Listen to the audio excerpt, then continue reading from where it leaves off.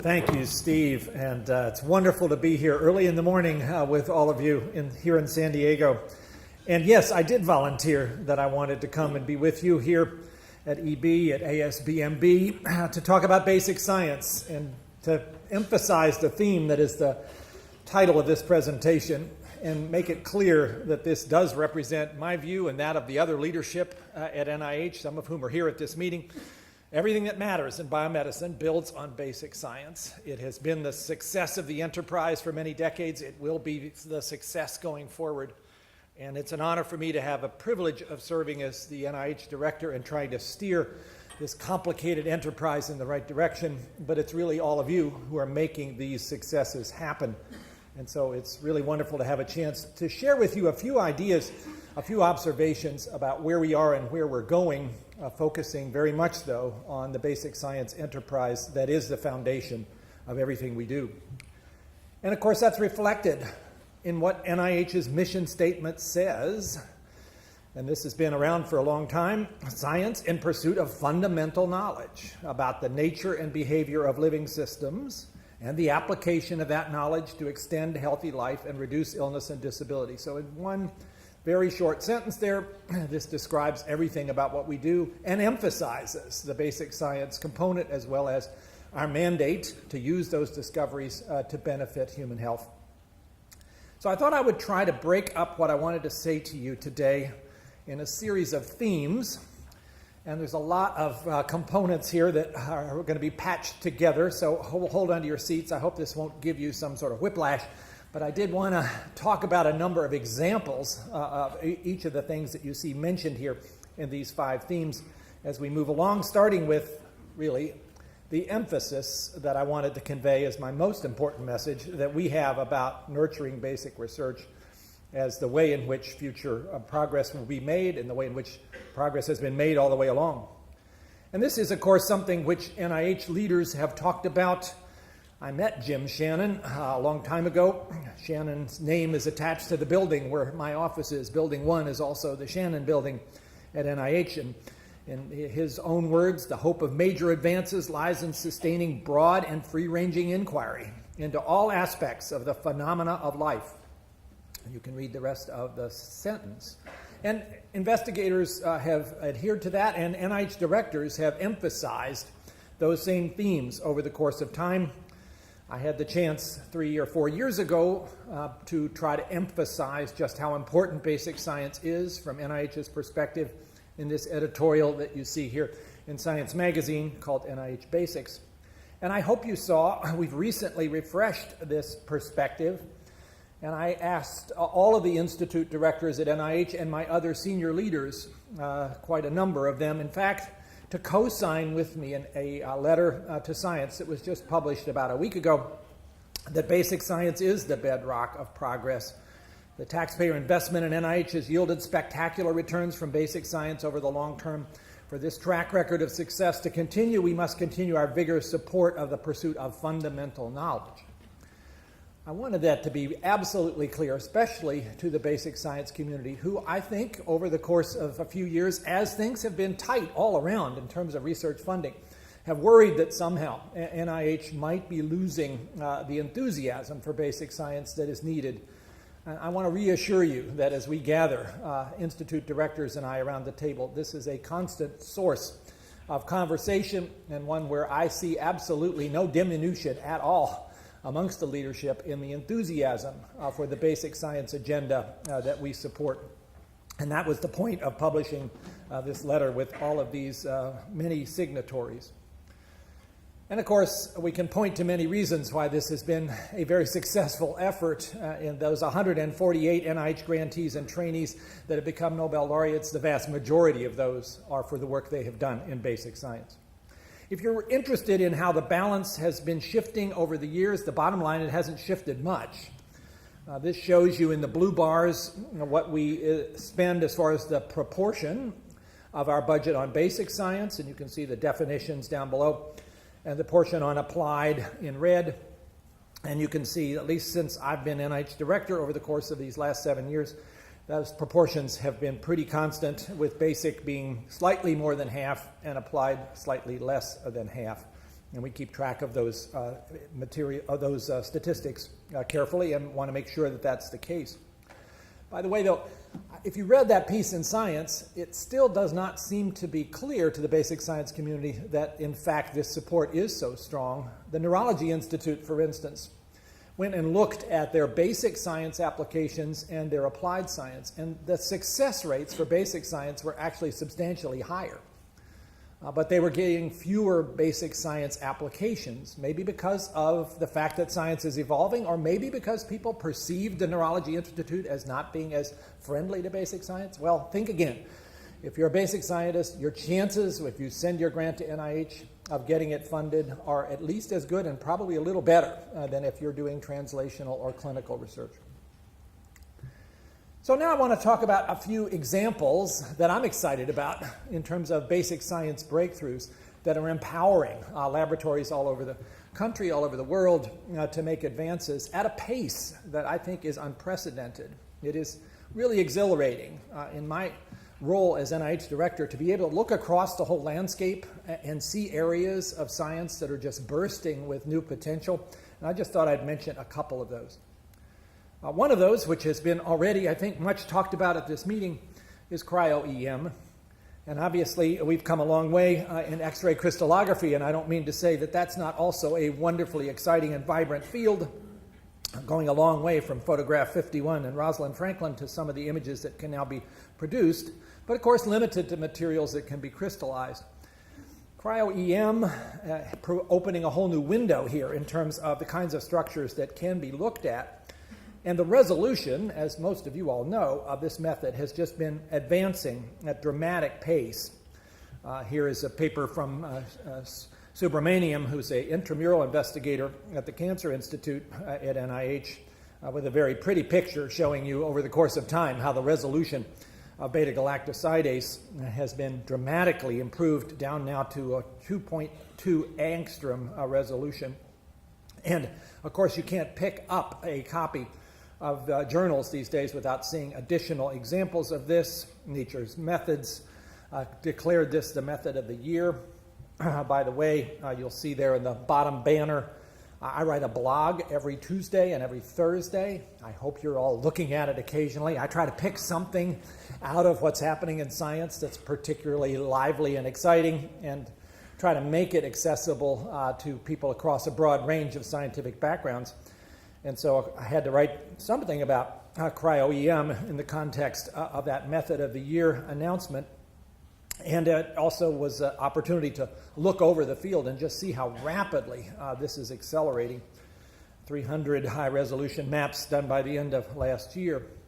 And of course, I have to point out one that's just out in the last few days, this structure, the promoter-bound TF2D.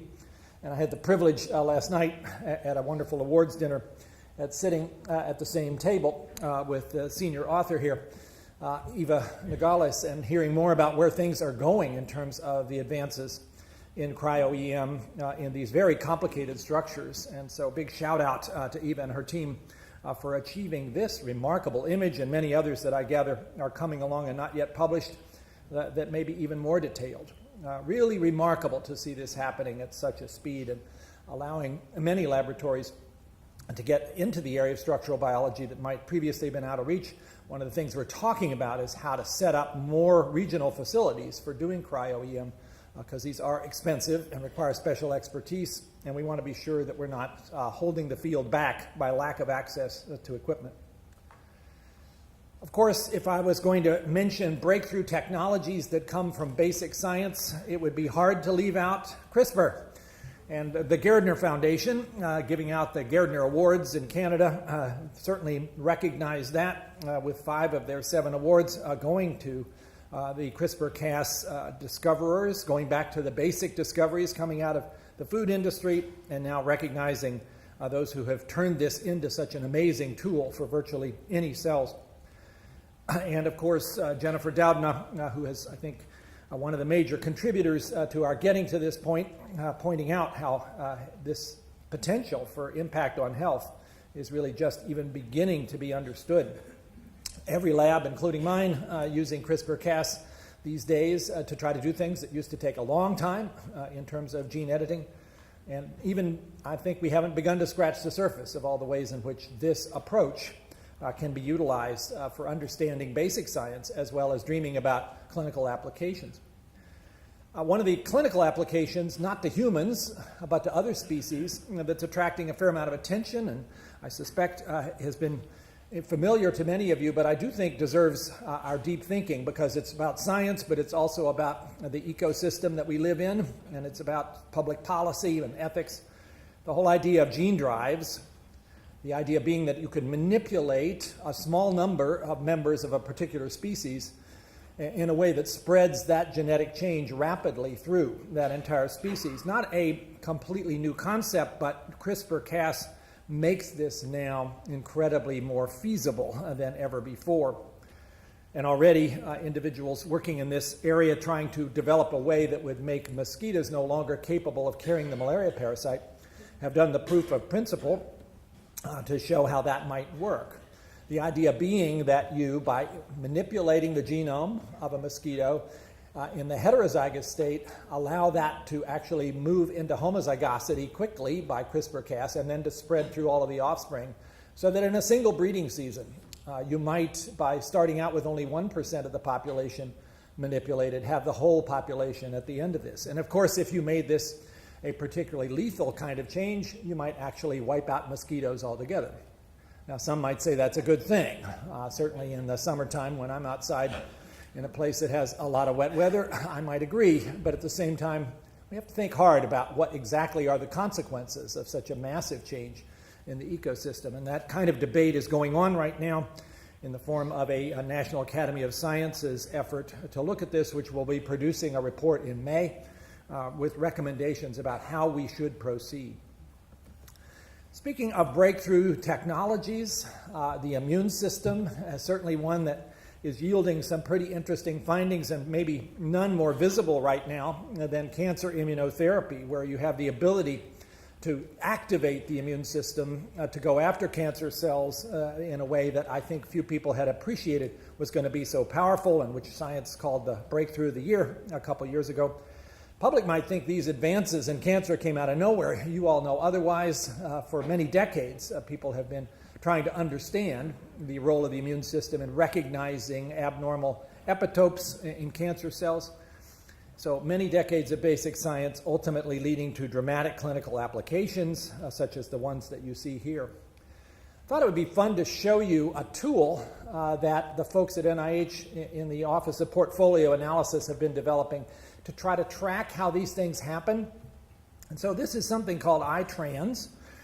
And if you imagine that the whole landscape of biomedical research is located somewhere in this triangle, and that is a triangle with animal research lower right, cellular and molecular research lower left, human applications at the top, and therefore any kind of area of research tends to zigzag around within this triangle depending on what's happening in that field.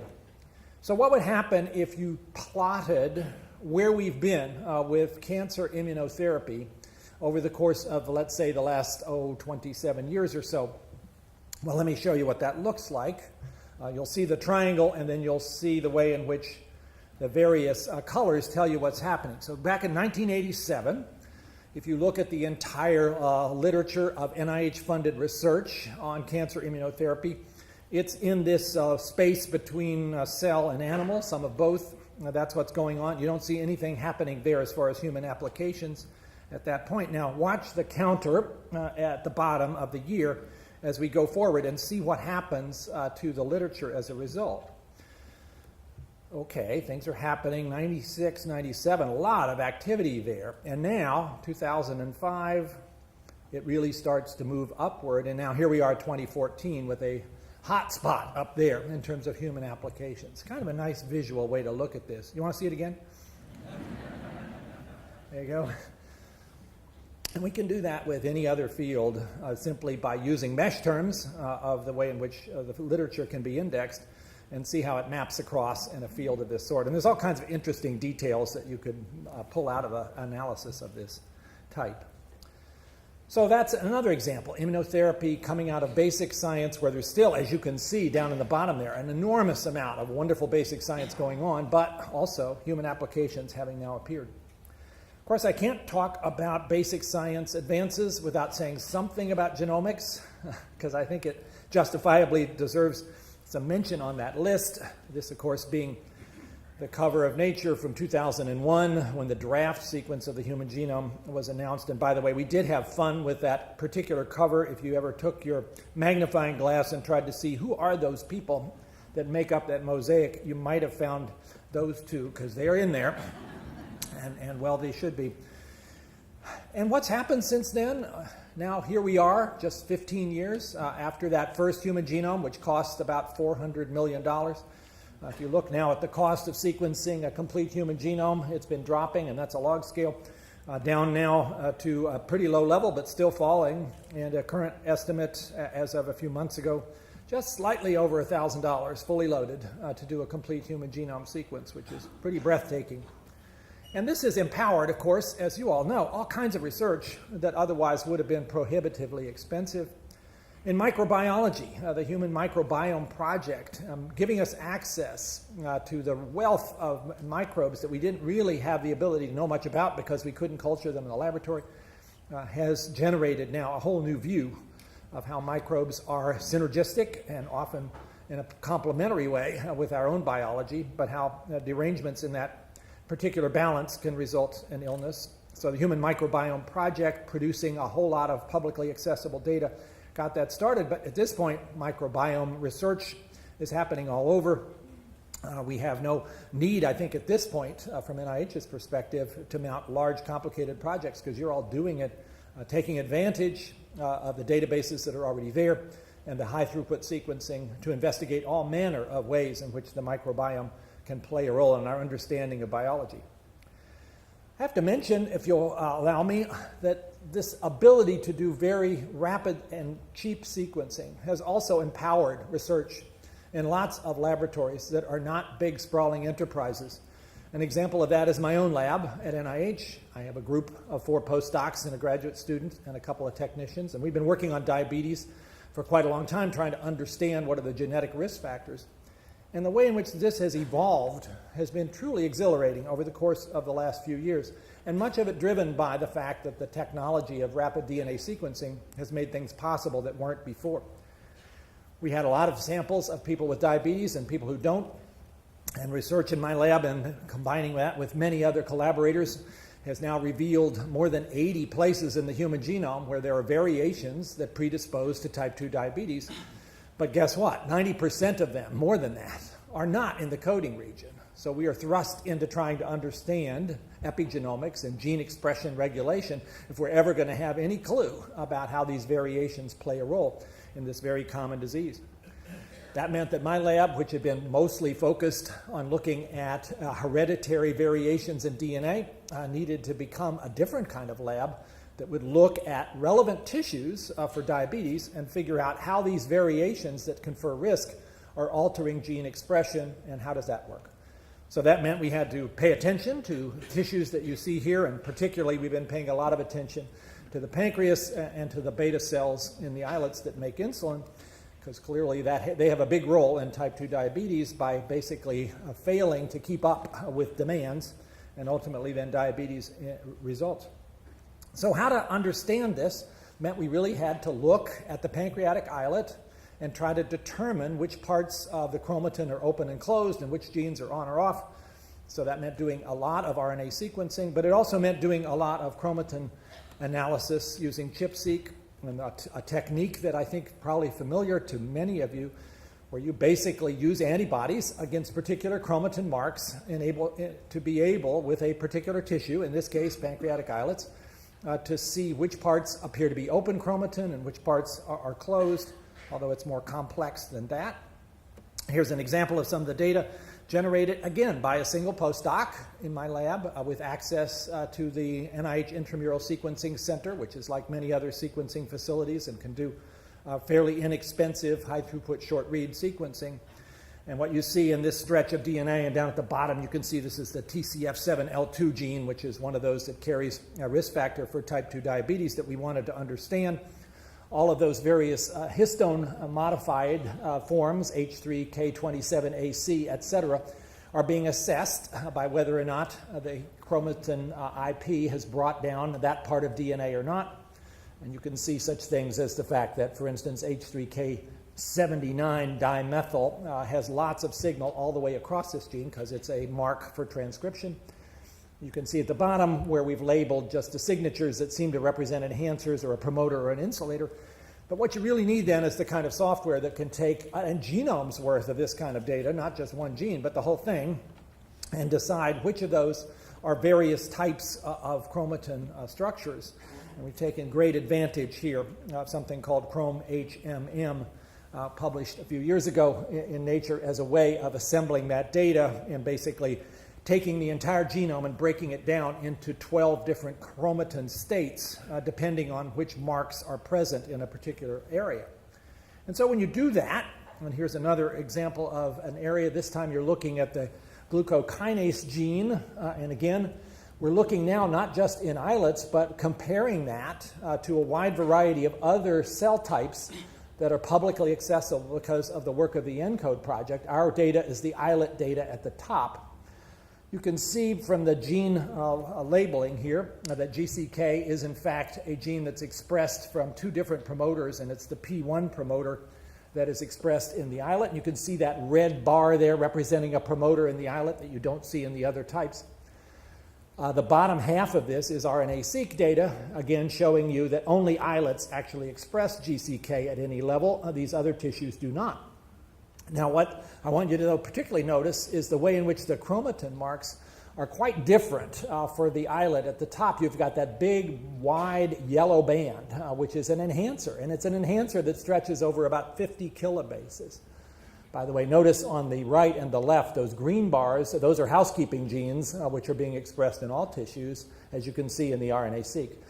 But the unexpected part that we began to see doing this work is these wide stretches of enhancer structures. They tend to exist around tissue-specific genes, like in this case GCK and islets, but in any other tissue you look at, if you find a gene that's expressed at a high level and it's very tissue-specific, you almost always see one of these stretch enhancers that is at least a few kilobases long and sometimes 100 kilobases long. And that, I think, is a fascinating new feature of gene regulation that I at least had not expected to find there. And it turns out, just to make this even more interesting, coming back to those risk factors for type 2 diabetes that are not in the protein coding region, where are they? They're in these stretch enhancers in a tissue-specific way.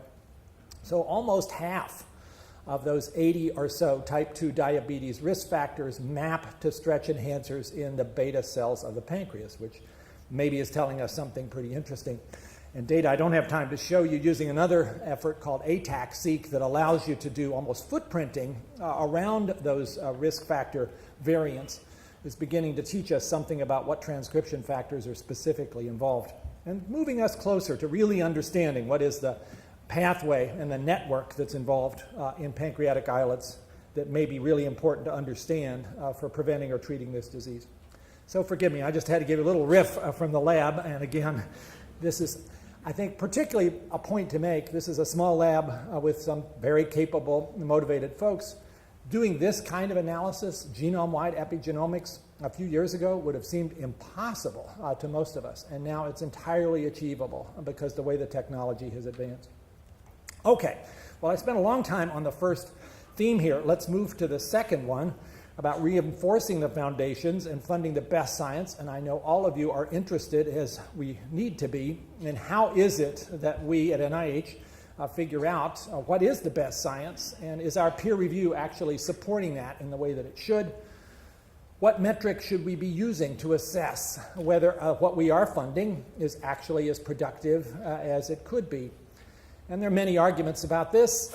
If you were responsible, for instance, as I am, with looking across NIH's study sections and saying, are they all equally well serving the community as far as project success? You have to think about it. When you have a study section with a particular topic, they're going to review a bunch of grants. They're going to assign priority scores. And that study section, in many ways, then, is kind of determining that this is an area that NIH sees as a priority. So we need to keep thinking about whether study sections need to evolve, just like everything else does. If you had to look at our current study sections and ask, are there some that are particularly hot in terms of productivity, and are there some that are maybe getting a little sleepy, how would you do it? This is not an easy challenge, because fields, of course, differ greatly in terms of how much visibility they have. So you don't want to just look at things like citation indexes. You want to have something that corrects for the nature of the field. And you ought to then insist that the output of a given study section, in terms of the publications that come from those funded grants, ought to at least be as good as the mean of that whole field. If your study section is supporting stuff that's not as good as the rest of the field it represents, that's a problem. So that's the kind of metric we're trying to develop. I'm not going to show you any data to say who's doing well and who's not at the moment, because we're still kind of sifting through that.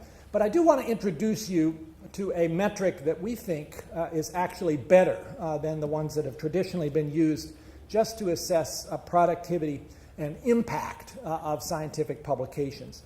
And that is something called the RCR, the Relative Citation Ratio. This is an effort to try to get beyond what we all agree is a really unfortunate dependence on journal impact factors, as if that is the way in which the contribution of a particular paper should be judged. Look in the bottom left panel here. This is sort of an obvious depiction of what happens if you take all the publications for the course of a period of time, in this case 7 years, and you say, what was the journal impact factor for that particular publication, and you then divide things up by quintiles. Well, it's sort of self-obvious then. You're going to get exactly what you see there. If your paper was in the first quintile, that's because it had a journal impact factor that was high, 10 or above, and so on. So everything is neatly divided. You can see a few upward tail on the first quintile and a downward tail on the fifth, and everybody else is packed in exactly as you have designed the experiment to do. But we all know that's not right. We all know there are papers published in journals that may have actually impact factor that's stratospheric and that don't actually make that much difference. And contrary-wise, and maybe more importantly, we know there are papers that are published in journals that don't have a particularly impressive impact factor that are profoundly important. So how would you look at this otherwise? Well, this is where the RCR comes in. Basically, this develops a network concept of a particular paper, what citations were in that paper to previous publications, who cited it, and how did they cite each other, going both sideways and up and down. And I encourage you to read the paper, which is in bioRxiv, if you want to get the details. But basically, this shows you, if you then take those same 5 quintiles and say, what was the relative citation ratio of that particular paper, you can see there's a broad scatter, which is telling you there's lots of stuff in the 5th quintile that actually did better than stuff in the 1st quintile. Is something I think you would agree with intuitively, but here's a way to measure it. Now, if you don't think this is necessarily something to trust, I'll just show you this. This is now taking experts and comparing what their view is of the impact of a paper that's been published at least a few years ago, so you can kind of see that, relative to the RCR, and the correlation is very high. So I think there's evidence that this particular means of assessing quality of a publication is looking pretty good. Anyway, something you might want to look at if you're particularly interested in this whole business of metrics by which we try to assess value. And again, coming back to study sections, if we applied this across an entire study section, what would we see? You'd want to be convinced that we're funding the best science in every field. As long as I'm talking about portfolio analysis, I'll show you a couple of other eye candy things that we've done to try to assess, for instance, what's the overlap between 2 different institutes in terms of the research that they're funding. And so using a variety of software approaches, you can take all the grants that are funded by a particular institute and using clustering based on text mining, figure out what kind of landscape they produce. And you get a picture something like this. In this case, we're looking at NIAID and NCI. And you can see the color coding, which is which. And these various lumps there of grants are telling you particular themes that tend to cluster together. Well, you can see some of them seem to be NCI specific and some are NIAID specific, and there's some overlap. So what are we looking at? Turns out that one up there at the top, metastatic breast cancer, not surprising then that there's not much NIAID in there, whereas drug resistance, you can see both involved, but maybe there's a little separability there just based on text mining. HIV infection, something that, of course, NIAID has most of, but not entirely all. We can do a lot of things like this now with these tools, and I must say, the day for basically trying to make decisions about how we fund research by the seat of your pants is no longer, I think, the right answer. We've now got a lot of data, a lot of ways that we can assess this, and we should be using them. That's certainly the goal of myself and the team at NIH. One thing I thought I would show you, which may cause some stir in the room, is a question of what exactly happens when grants are reviewed by peer review, and they get a priority score, and then they go back to the institute, and then there's this second level of review called the council. Does council basically just go strictly by priority score, or is there some tweaking around the margin? Well, we can actually show you that data. Here it is. So this is for FY 2014. The blues are grants that got awarded. The reds are the ones that didn't. There is not a precise dividing line, is there, at that priority score or percentile score around 20, where you might think there's actually a fair number of grants that did not quite as well as that still got funded, the blue tail that goes out. And similarly, because it's all got to add up to the same total amount of dollars, there are grants that you would have maybe thought, based on percentile score, would have gotten funded and did not. By the way, don't worry too much about those that are in the percentile score between 1 and 10. Everybody immediately looks at it and goes, oh my God, what happened there? Those are, because I've looked too, I was worried about that. Those are grants that were withdrawn, or the principal investigator died or moved to another institution. There were other reasons why that set didn't get funded. But starting at about 11th percentile there were clear decisions being made on the basis of program priority by councils, by institute directors, and that is, in fact, what our system is supposed to do, because we want to be sure that we have this diversity of research approaches and don't go completely slavishly by priority score, because there are other reasons to think that our portfolio needs to be adjusted. That kind of data we're making now accessible for every institute, so you can go and see what your favorite institute is up to. And you will see some differences in terms of how much overlap there is there. We've even quantitated that by a mathematical term. But most of the time, it's fairly similar from one IC to the next. Okay, now I wanted to talk about this third issue because I think it is one of great importance to our community. And certainly for all of you, wanted to emphasize again just how important it will be for us to pay attention to this issue of rigor and reproducibility. As you know, there are a number of reports in the literature going back 3 or 4 years ago about difficulties reproducing data that had been published often in prominent journals, and when other investigators sought to reproduce them using every method they could to try to do the same experiment, were not able to do so. The most dramatic examples initially reported were preclinical studies of animal models where a therapeutic was being tested and shown to potentially have benefits, some of which then led to human trials. When a group tried to look at those animal model experiments, more often than not, they could not be reproduced. So what's going on there? There's a whole host of reasons why this problem has crept into our particular scientific community. Larry Tabak and I wrote this piece a couple of years ago, sort of going through what those factors were and suggesting things that needed to be done to try to achieve a correction of what is clearly a source of concern, where resources are potentially being wasted, potential human trials are being done based upon data that was flimsy to begin with. We all have responsibility, I think, to look at this with great seriousness and ask ourselves, what can we do to try to tighten up the rigor in whatever field we're working in? One of the other aspects that emerged in this was the fact that we are not careful in animal experiments or cell experiments, keeping track of the sex of the particular organism or cell that we're studying, and we need to be more thoughtful about that because sex is a very powerful biological variable, and some of that it was being lost in the noise. Another area, which I'm sure it affects many of you, is the use of cell lines that turn out not to be what you thought they were. And there are certainly many instances, embarrassing ones, of long series of experiments done with cell lines that turned out to be totally different than anticipated. If you're working with cell lines in your lab that you got from somebody down the hall, you should be really thoughtful about whether they can be trusted to represent the cells that you thought you had. ATCC is pretty good about validating theirs. We're working on ways that all of us can start to take advantage of a barcoding approach so that whenever you're working with a cell line, you have a quick and easy and cheap way of assessing whether it is what it's supposed to be, and I think we need to pay a lot of attention to that. We've been doing a lot to try to address some of the deficiencies that have led to this rigor and reproducibility problem. And certainly working with journals is crucial here, because journals have in fact contributed some to the problem by the way in which reviews are done or not done, or the way in which experimental procedures are produced in almost a tweet fashion instead of something that you could actually read through and figure out how to do the experiment yourself. And I'm happy to say over 135 journals have now endorsed the principles behind this effort that Larry Tabak led for us at NIH. And that certainly means that when you send your paper in, you're going to get asked more about the experimental procedures perhaps than you would have a couple of years ago.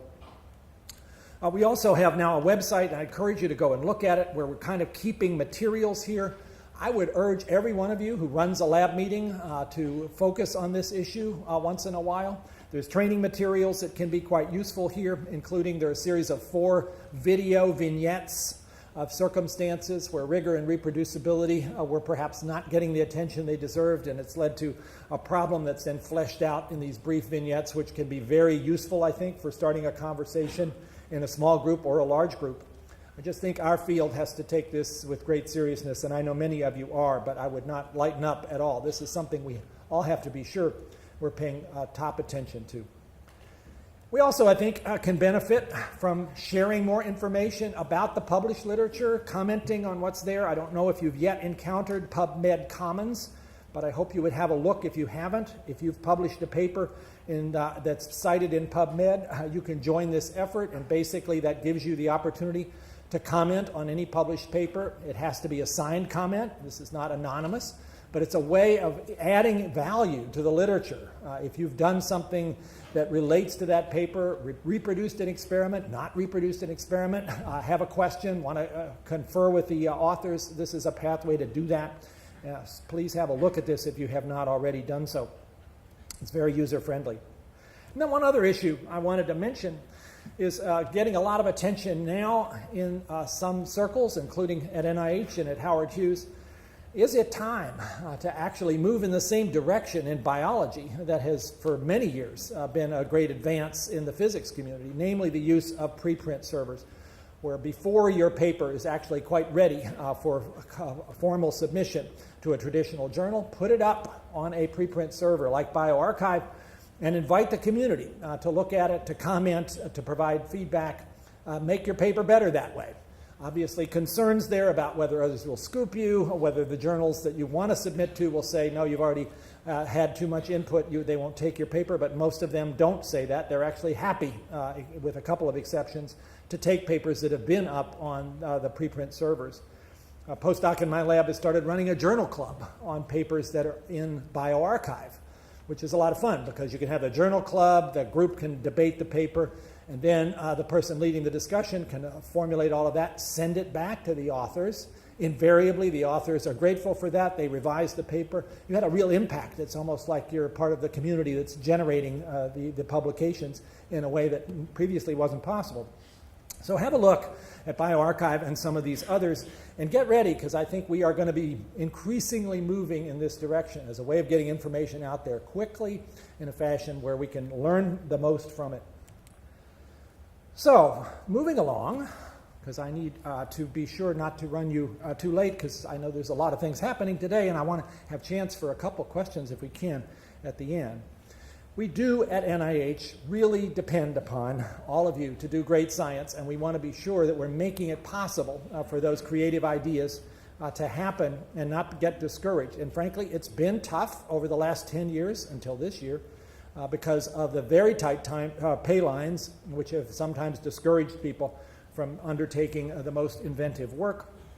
We also want to be sure that we're training graduate students and postdocs in a way that is appropriate for the community of biomedical research that they now face. We did a detailed analysis in an effort that was co-led by Shirley Tillman and Sally Rocky about 3 years ago, and some data in that report, which is up on the NIH website, might be useful for you to look at just in terms of what exactly is the output of all this training. And pay attention then to the bottom line here in terms of what happens to graduate students and postdocs that are supported by NIH dollars, because I think most of us have sort of seen training programs as designed to produce clones of their academic mentors. And trainees have seen it that way too. That, okay, I'm here because I'm supposed to become a tenure track academic faculty member in a research-intensive university, and anything other than that was sort of second rate. Well, we are setting up an awful lot of people for disappointment. If you look at the statistics there, and even more, of those involved in academic research or training, only about 22% of our trainees end up in tenure track or tenured positions. So something like 3/4 or a little bit more of the trainees that NIH has been supporting move in other directions, which are highly valuable, highly, I think, rewarding scientifically in terms of the work that one gets to do, but maybe being left with a little bit of a sense of, oh, it wasn't quite what I thought it was going to be, maybe there's something that I didn't do that I should have. We have to change that. And out of this has come, I think, a very useful discussion about whether NIH training programs need to offer to their trainees an opportunity to have experiences beyond simply spending all of their time in an academic lab with an academic mentor. And so we have been carrying out this BEST program, Broadening Experiences in Scientific Training, to give trainees a chance, meaningful ones, to experience other kinds of things in industry and teaching and tech transfer and media and policy.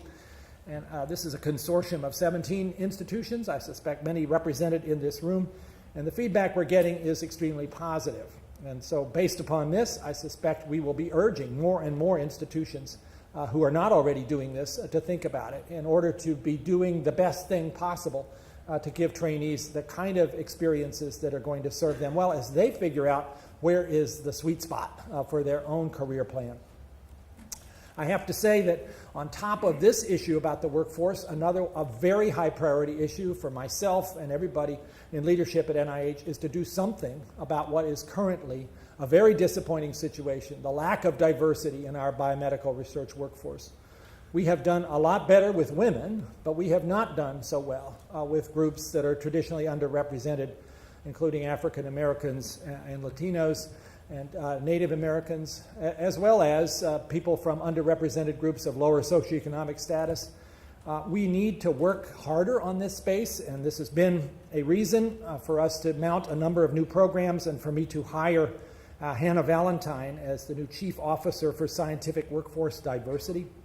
The programs that you see on the slide are ones that we are putting a lot of money into, almost $50 million a year now, to try to make it possible for individuals from traditionally underrepresented groups who are not necessarily enrolled in research-intensive universities to have a chance at really meaningful access to a research experience, which, as we all know, is often the transformative moment where somebody decides, this is what I want to do. That's what the BUILD program is.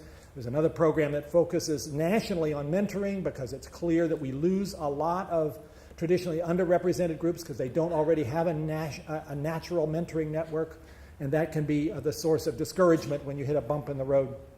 All of these programs we know have to be invested in for the long run. This is not something that's going to get readily solved.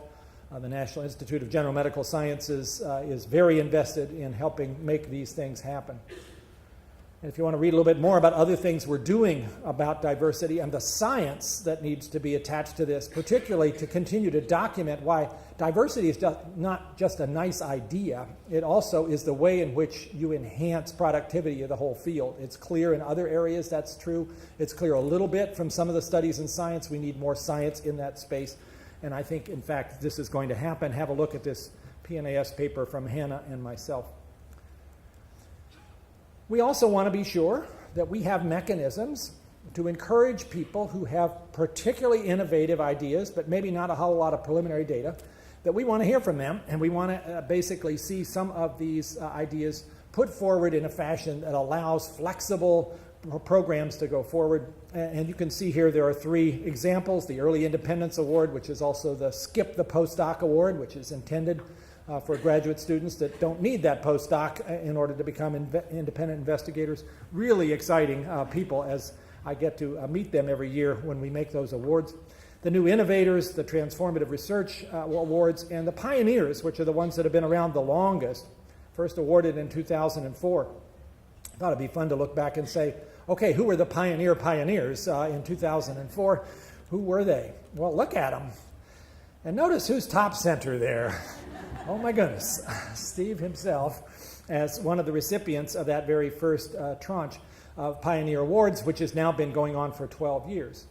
So these are awards which basically don't require a lot of preliminary data or a long application, but require you to put forward a bold proposal, which if it succeeds is going to be fairly groundbreaking. And you're given 5 years of money, and you're not expected to necessarily follow the path that you started on. If you hit a bump, well, be flexible. Figure out what else to do.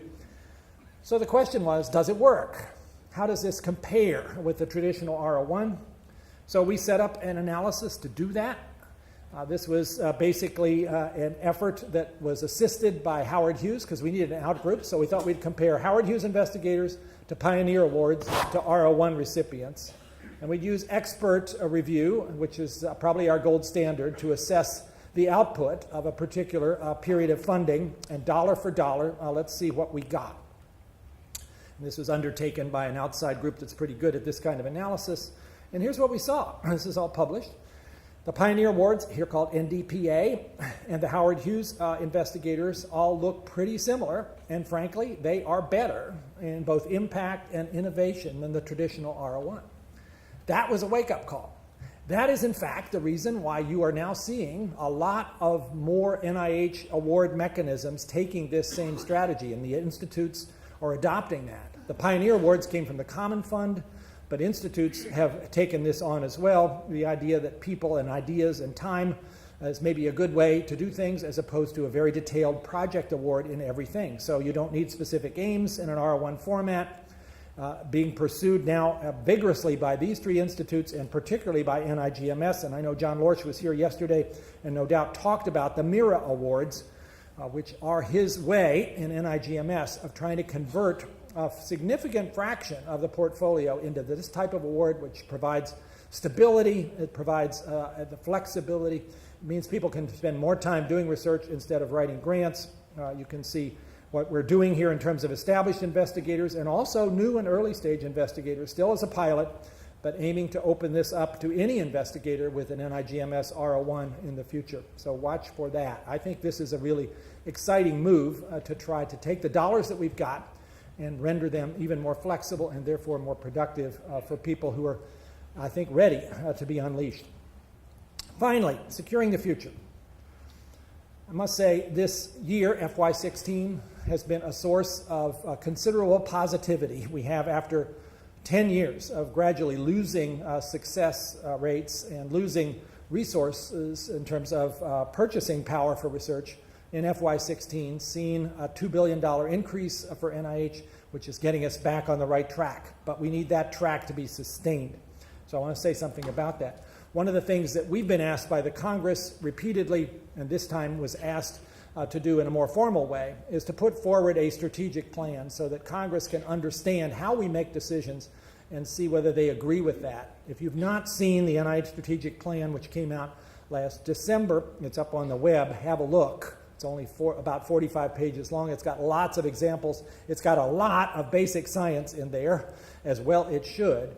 And it's been very well received, and it's kind of given us a chance to have something to hand to a skeptical member of Congress to say, here's how we take the dollars that you assign us and make decisions about where the research funding should go. But the fact remains that we have this difficult curve that we've been living with since 2003. You can see on the y-axis, this is billions of dollars for NIH, but it's adjusted for inflation. So this is in constant 2012 dollars. You can see that wonderful doubling that happened between 98 and 2003, going up to that peak there, and you can see we've been losing ground ever since. And you can see the little dotted line was the Recovery Act, where for 2 years there was a boost, but it only lasted for 2 years. That dotted yellow line is actually the curve that we had been on since 1970, which has been about inflation plus 3.7%. That's the way it comes out. And a cynic might say we'd have been better off if we just stuck to that curve instead of having the doubling, which then became the undoubling. But it certainly means that we have lost an awful lot of where we would have been if we'd been on that much desired stable trajectory. Our goal now has to be to get back on a curve that is stable and upward growth. And of course, we've had some pretty tough times getting there. Notice that. That was the sequester. That's where we lost $1.5 billion in the middle of a day on March in 2013. I got to give credit to ASBMB. In the midst of the sequester, when things were really looking grim, ASBMB came out with a publication, and this is one of the figures from it, showing what's happening to the U.S. in the context of percentage of GDP invested in research. This wakes up members of Congress, let me tell you. And so this report, which I used a lot, also cited the fact that 18% of the people they talked to in the survey were considering leaving the country. These are scientists, because of the sense that they weren't going to get supported. This was a part of the wake-up call, which I think now has widely led to appreciation on the Hill that something needs to be done to turn this around. And so you can see there in FY16 a little bit of an upward bump. The red bar there is the president's budget proposal for 17, which is essentially equivalent to inflation. But we are now in the season where actually on Thursday, day after tomorrow, the Senate Appropriations Committee will hold its hearing on NIH funding. I will be there along with 5 institute directors to tell some really exciting stories about what's happening in science and listen to their questions. But again, where are we going here? This is an opportunity for all of us to get engaged. This is the right moment to do so. The leadership in both houses of Congress, in both parties, I think is on our side, and that has not been so much the case in some of the past years. But they need to hear why this is so important and why having just one good year of 16 is not what we need. We need this strong support, this sustainable inflation plus a few percent going forward over many years. And then you could say we'd really have a vigorous circumstance for the support of science. So if you have the chance to invite any of your members to come and visit your laboratory, do it. That's probably the most important experience they have in terms of understanding what it is that we all do. And I'm always surprised how often that doesn't happen when it could have been really useful. So please don't be shy to extend those invitations. So I've gone on quite a bit, and I told you it was going to be kind of all over the place, and I hope you're still here with me in terms of the topics I tried to cover. I do want to close just by saying what a privilege it has been to serve as NIH director during this time of great advances in science and to watch over this field that all of you are contributing to in such amazing ways and to share with you the exhilaration of every new discovery. And nobody says that better than Steve, who in this particular piece that he wrote about the experience of being a scientist asked this question: why do we choose to be scientists? Well, most fundamentally, we do so because science offers us the chance to make a discovery, no matter how large or small, never before conceived by another human. At our awards ceremony last night, Steve closed with some of those same words. I think that resonates with all of us in this room. What a privilege it is to be able to work in a field that allows you that kind of experience of new discoveries. And you all are doing it. It's a privilege to be able to be here to cheer you on and to try to do everything I can to be sure you get the support you need. Thank you very much.